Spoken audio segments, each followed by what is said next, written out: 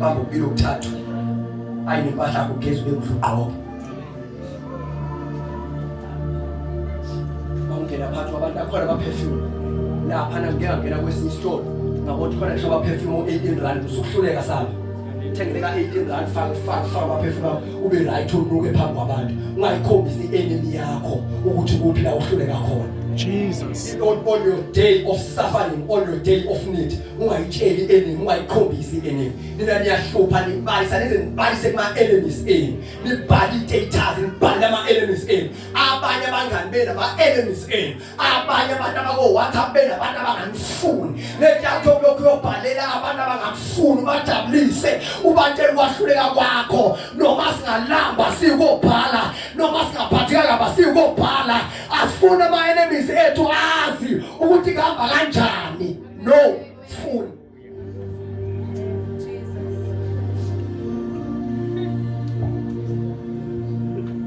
omunye umama wayefelwe ingane yakhe kubuhlungu wahlangana noGehazi wambuza wathi mama kuhamba njani wathi lo mama konke kuhamba ngoba wayengamazi uGehazi.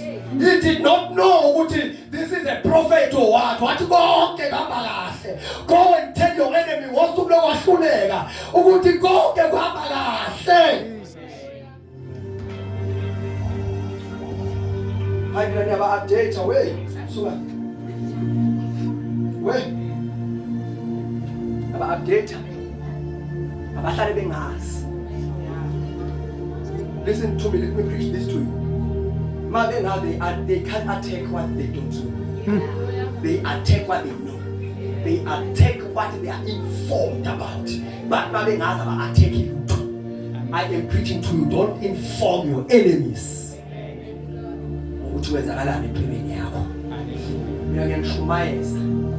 Isitha sakho sila eduze. Ozwa izinto ayikhuluma ngawe.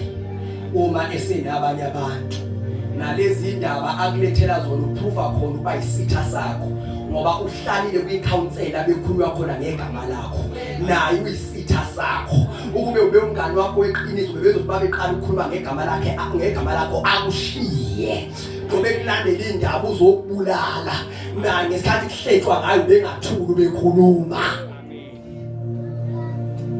awufunda kusami sesiyathandaza